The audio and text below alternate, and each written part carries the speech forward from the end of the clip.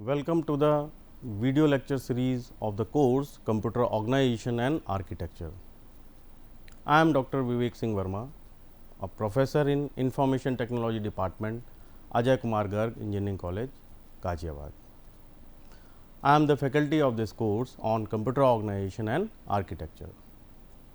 In the present lecture, we will talk about various components of the computer system and their operations, and we will also talk about how particular instruction can be executed through a given system. So, before going in detail of this lecture, let us have a clear differentiation between computer organization and architecture.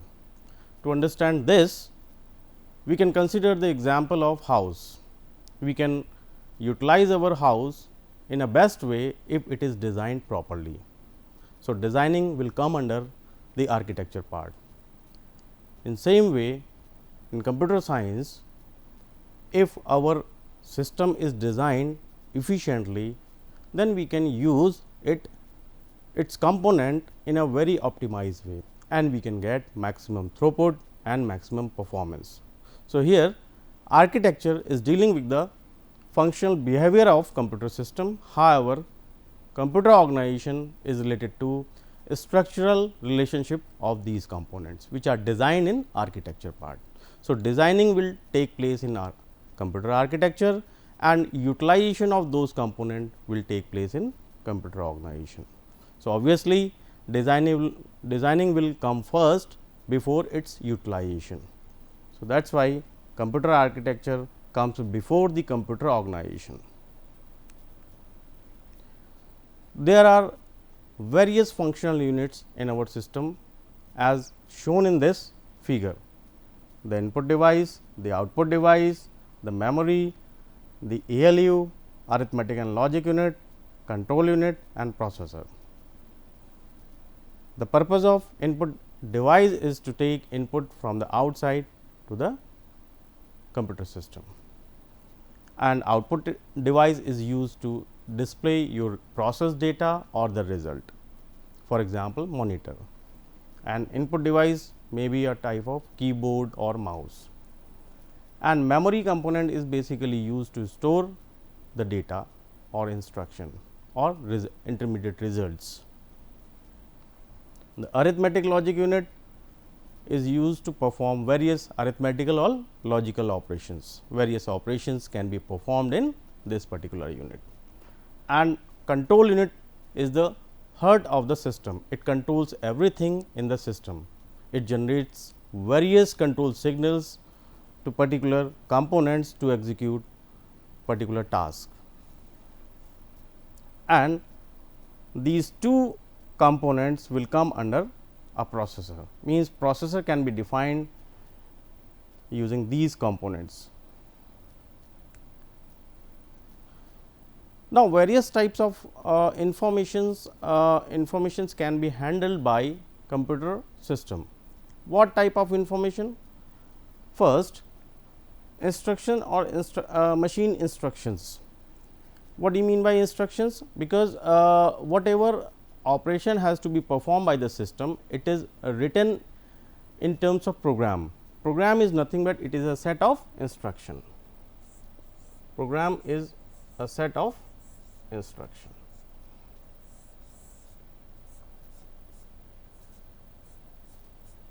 Like that.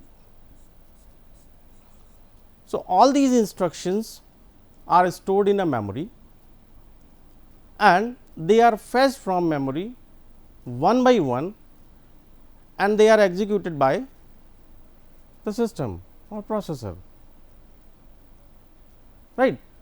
So, in a particular language, we have write a program or set of instruction, and that instruction is first fetched from the memory, and after fetching that instruction will be decoded, and after decoding accordingly various control signals are issued, and based on control signals different components of the system will perform their task, right. So, that is the first operation that governs the transfer of information within a computer as well as between the computer and its I/O device. So, here transformation of information is one task which is performed in the computer system.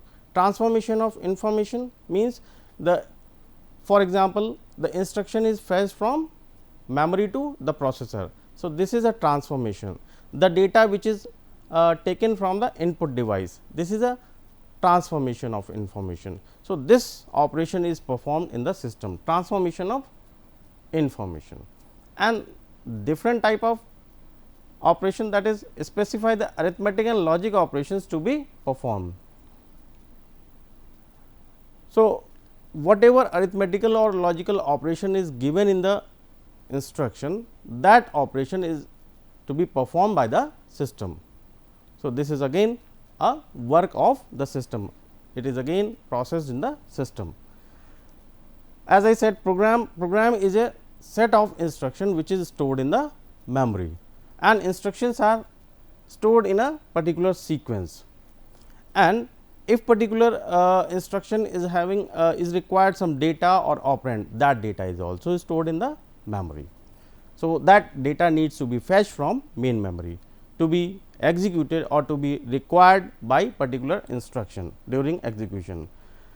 So, used as operands by the instruction, here the data or operands are required. If they are required, they must be available in the main memory, and as I said, these instructions are written in particular language. So, machine cannot understand these instructions directly, which is written in, for example, C language or in Java or any programming language. Machine can understand only in machine level language or in encoded form. So, instruction is fetched from main memory, then it is decoded. Decoded means it is converted in a sequence of 0 and 1. So, this sequence is passed to the processor, and accordingly control signals are issued and various micro operations are performed in the system. To execute any given instruction, various micro operations are performed. So, let us talk about next component, that is memory unit. It stores program and data. Program, as I said, is a set of instruction. So, these instructions are stored in main memory, and accordingly if data is required, that also be stored in main memory. So, there are two types of memory we see generally in the system, that is primary and secondary. Primary storage are smaller in size, they are faster than secondary. In the memory hierarchy, we see first the cache memory, the smallest memory which is inbuilt in the processor, and then main memory or primary memory comes, which is bigger than the cache and slower than the cache memory, but it is faster than the secondary memory, and the size of main memory is smaller than secondary memory, and this is used to store the data or instruction temporarily.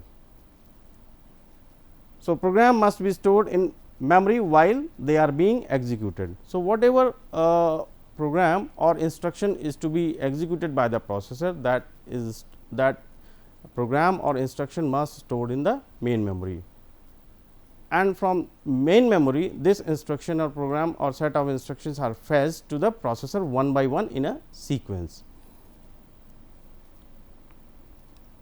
So, these instructions basically stored in a set of words. So, chunk of words are fetched. To fetch one instruction, that means set of words or chunk of words are fetched and they are processed. And the secondary memory, which is large memory, the largest memory in the system and slower, and it is a cheaper memory. So, we will see in detail about such memories in memory unit module. So, let us talk about arithmetic and logic unit. The next component, arithmetic and logic unit. The main operation of this unit is to perform various arithmetical operations. for example, addition, subtraction, shift or logical operations. So, how these operations are performed? First, the instruction is fetched and it is decoded in the instruction decoder, and they are passed to the ALU. For example, I want to perform, or system has to perform C equals to A plus B. So, this operation will be performed in the ALU. So, here ALU will perform this operation of addition. So, two operands, that is A location data and B location data, is to be passed in the ALU, and ALU performs the addition operation and gives the output in terms of C, which is nothing but addition of two numbers. So, ALU will have two inputs A and B. We have to pass these two elements, these two operands, to the ALU, and ALU will perform the addition operation, and the result value will be stored in some intermediate registers. So, registers are basically used to hold temporary data or results programmer may use. So, in our organization there are set of registers where we can store temporary data or intermediate results. So, this is the fastest component in the processor, because due to using register we can control the ALU in a fast way, because register access is much faster than memory access. So, in our programming we try to maximize the register access and minimize the memory access of data. Then the next component is control unit. In our system everything is controlled by the control unit. So, all computer operations are controlled by the control unit. The timing signals that govern the IO transfer are also generated by the control unit. So, whatever operation has to be performed in the system, it is controlled by the control unit. So, once the instruction is fetched and decoded, and accordingly the control unit will generate various micro signals or micro timing signals and instruct the other components to perform their task in a particular sequence. So, timing signal will also be generated and controlled by the control unit. So, here the fetch of information stored in the memory under program control into the ALU, where the information is processed. So, it will control each and everything, fetching of instruction, decoding of instruction, then passing the various control signals or instructing the other components to execute particular task. This is the operation of control unit basically.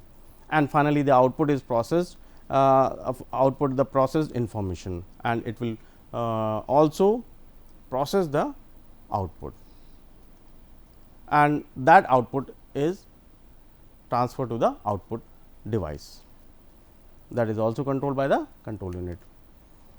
So, let us have a typical example of instruction execution.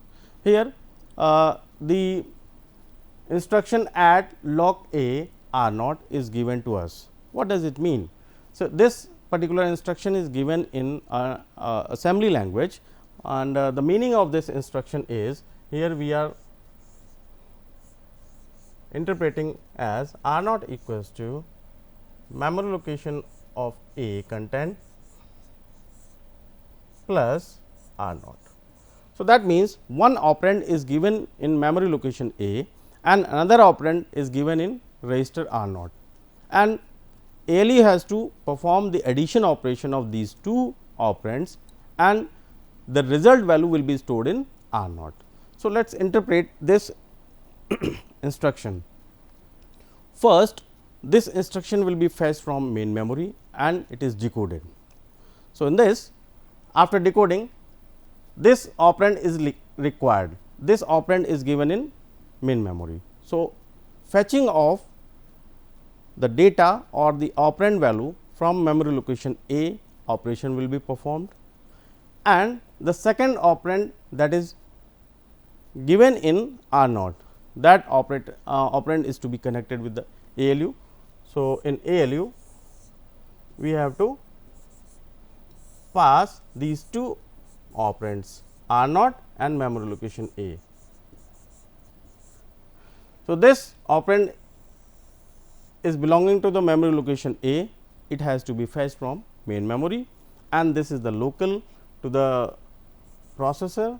So, it is directly connected with the ALU, and once the operands are fetched from main memory of location A and R0, this operation will be performed in the ALU, that is addition operation, and the result will be stored back to the R0. So, here you can see there are two source values, source 1, source 2, and this is your destination. And finally, after this operation, the value of R0 register will be updated. Initially, for example, R0 is having value 10 and this memory location will be having 50, and after this addition operation, the 60 value as a result will be updated in R0.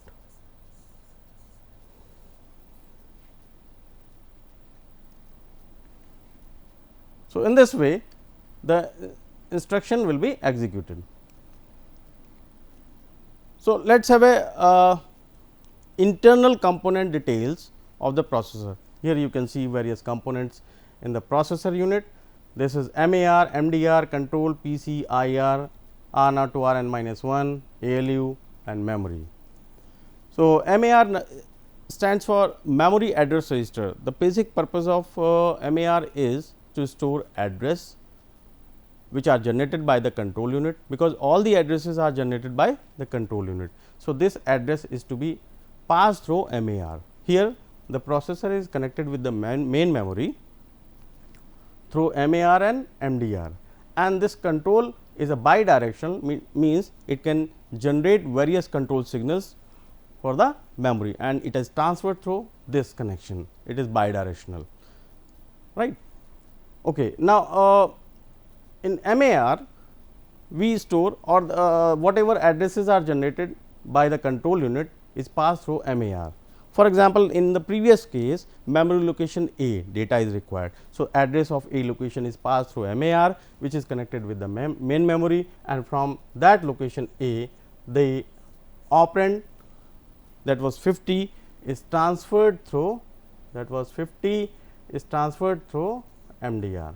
So, this data will be transferred to MDR, where the MDR stands for memory data register. Whatever communication in terms of data with memory is required, that will come through MDR, memory data register. So, there are basically two types of operations performed in the main memory, that is data fetch or data store, or instruction fetch or result store. So, fetching the instruction from main memory is called a read operation, and storing the data into the main memory is called as write operation. So, read and write operation will be performed. So, if data is required from main memory, it is towards the MDR, and if data is to be stored in the main memory, it is towards main memory. So, that is why bidirectional connection is given. The program counter, the use of program counter is to store the address of next instruction which is to be processed by the processor, means it holds the address of next instruction which is going to be processed by the processor. IR, whatever instruction is to be processed by the processor, that is first available in the IR, instruction register, and from IR the instruction will be decoded in the instruction decoder, which is inbuilt in the control unit. So, I already explained the control unit. Here R0 to Rn minus 1 are n general purpose registers. These registers are used to hold intermediate data or intermediate result, or the operands which are currently required by the processor for the current execution of instruction. And we have also discussed about the ALU. The arithmetical and logic operations are performed in the ALU. Most of the operations are performed in the ALU itself. So, for this instruction which I have discussed right now, add location A R naught. So, let us talk about how this operation is performed, how this instruction is executed. So, as I said, the use of program counter is to provide the address of instruction which is currently being executed by the processor. So, this address will be generated by the program counter. Program counter will generate the address of this instruction and the address will transfer through MAR, memory data address register, and this is connected with the memory where the instruction I1, suppose it is I1, where the instruction I1 is stored. This address is provided by the program counter and that address is transferred to MAR, and from MAR the fetching operation is performed. Fetching means reading of instruction. Read signal will be generated by the control unit and it will take few clock cycles to fetch the instruction in terms of chunk of words. So, this instruction will be stored in main memory in a set of words. So, these words are fetched from main memory, and once the fetch operation is completed, so that instruction is transferred to the MDR. So, data fetch operation is performed and once it is completed by the main memory, that data is to be available with MDR, memory data register. So, this instruction fetching operation was performing. So, this instruction will be available with MDR, and from MDR since this is a type of instruction, this data is a type of instruction. This instruction is to be first transferred to the IR for decoding purpose. So, here the register IR is used. See, here the register IR is used to store instruction, and from where this instruction is transferred to the instruction decoder, and after decoding various control signals are generated. So, this instruction is available with IR, and after that it is transferred to the instruction decoder. Here instruction decoder is a part of control unit, and accordingly various control signals are issued by the control unit, various control signals, or you can say micro signals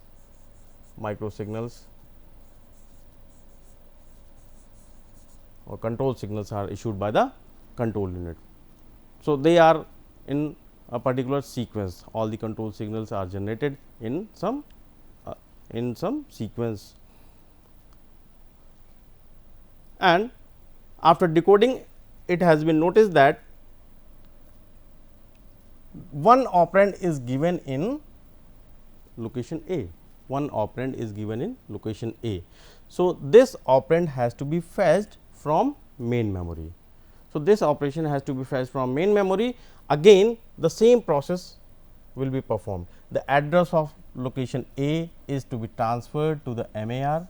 This A address location is first transferred to the MAR, and the read signal again generated or issued by the control unit. So, that memory fetch operation is performed from location A. The data, for example, it was 60, it was 60, sorry, it was 50, I think, it was 50. From location A, the data 50 is transferred to the MDR, because MDR is used to hold the data which is fetched or stored from the main memory.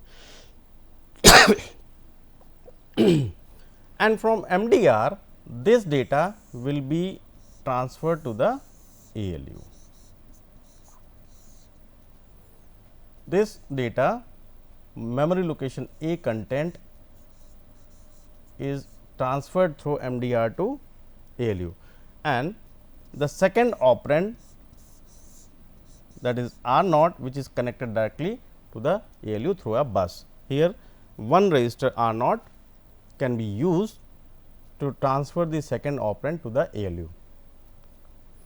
And during the fetch operation, what will happen? During this fetching operation, fetching of instruction, parallelly the program counter value will be updated as 1. PC equals to PC plus 1 or some offset value. So, program counter will always be updated during the fetch of instruction. So, in this way the whole instruction can be executed, and once both the operands are available with ALU, it will perform an addition operation of these two operands in a single clock cycle, because this is the fastest unit in the system, and after performing this operation, it will transfer the result back to the R naught. So, this way complete execution of this instruction add location A R naught is performed.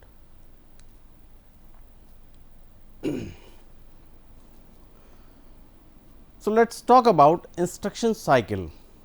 We have seen how particular instruction is executed and how the corresponding data is available with the ALU. If one operand is given in main memory, that is fetched from main memory, and how fetching operation is performed, and after fetching both the operands or both the operands are available, then addition operation is performed by the ALU, then the result is transferred back to the R naught. We have seen this example. So, in general there are 4 basic steps used to perform any instruction execution, because all the instructions are stored in main memory. So, they are fetched one by one in a sequence from the main memory. So, instruction fetch is the first step, or the abbreviation can be used as instruction fetch, the first step. And once the fetch operation is over, that instruction is available with IR, instruction register, and from where it is transferred to the instruction decoder, where various control signals are issued after decoding. So, that means after fetching, the next step should be instruction decode, or the abbreviation can be used as ID, instruction decode.